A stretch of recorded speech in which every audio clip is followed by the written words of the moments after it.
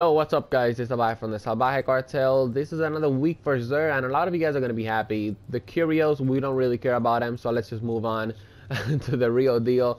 Yeah, Eternal Warrior for the Titan. I got this exotic, actually. It's right here. And yeah, Unstoppable, it's kind of alright. It's pretty good sometimes. I like to run Unstoppable actually in PvE. So if you want to have Unstoppable in PvE and you also want to have a shoulder charge, I guess this helmet could be useful. Do I recommend this as a first exotic? Yeah, I did recommend this as a first exotic. Why not? You could have Unstoppable. And yeah, it's not bad for a first exotic. There's worse helmets for a first exotic, like for example the Glass House and the Insurmountable Skull Fort. Not only that, it has a pretty good stat roll on the intellect. It has 69, which means that this helmet, it's one, very sexual, and two, it's actually very good in the intellect stat, which means obviously you're gonna get your super faster. So yeah, all in all, Eternal Warrior, buy this, and if you already have Helmet Saint 14, if you already have Armamentarium, buy it anyway. It's a pretty good helmet, it's pretty fun to use, and on top of all that, you look like a depressed dude when you're wearing the helmet, and it's a sexual helmet. I mean, Intellect 69, come on, guys. So first of all, for Lupai, 148 strength. I have actually seen higher than that. I saw a chest piece the other day, 180. 180 discipline. That's the highest I've seen. Anyways, cross of Alpha Lupai for the Hunter. You spawn more orbs. Very, very helpful when you're running Gunslinger and Blade Dancer. Carry more ammo for hand cannon. So if you're an exotic hand cannon carrier like Hawk, Moonthorn, and Last Word, definitely get this beast. And more ammo for the special weapons. For example, do you have an annoying shotgun in the Crucible that you like to use, like Matador or Fellwinter's Lie? Then this is the chest piece for you.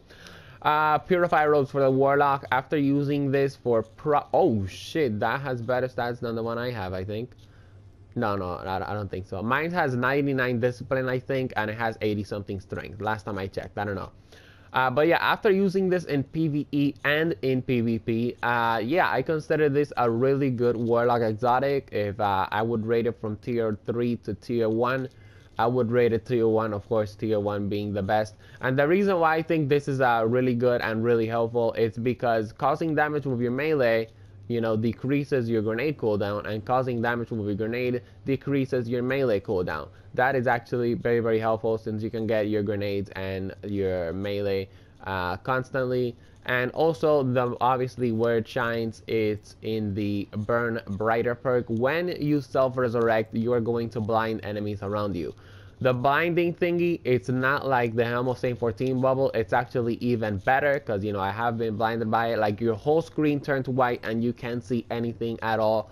It's really, really helpful, and it blinds enemies for a couple of seconds. On top of all that, this chest piece is also really good in PvE, which I actually, do use it very, very frequently.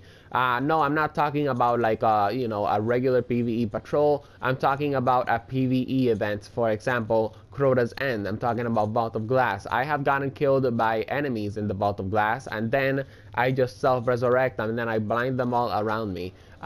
This chest armor, it's not situational at all, guys. If you're doing a raid and you got killed, it's because you had a lot of enemies around you, and the range on this thing, it's actually really, really good.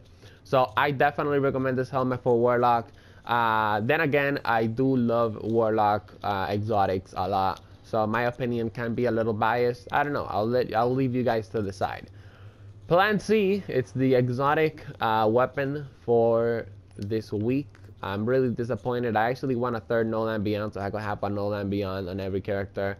But yeah, accelerated coils. Obviously, you guys can see it increases the charge rate by a lot. Probably the fusion rifle with the biggest charge rate in the game is this one, Plan C.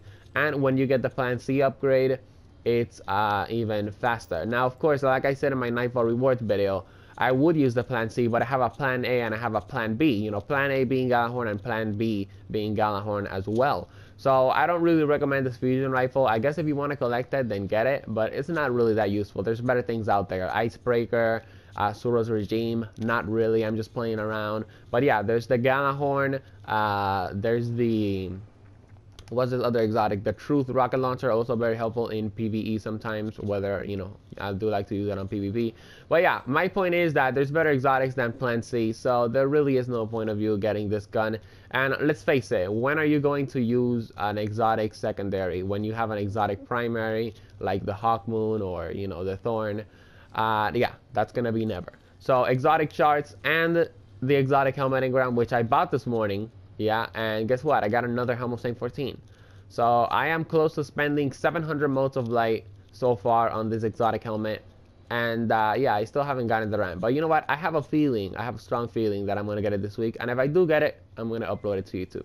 So that's all for this video, guys. I hope you guys enjoyed it. If you did, make sure to drop me a like. And yeah, make sure to subscribe to the Salvaje Cartel, as I do upload daily, beastly, obliterating Destiny content. Peace out, guys.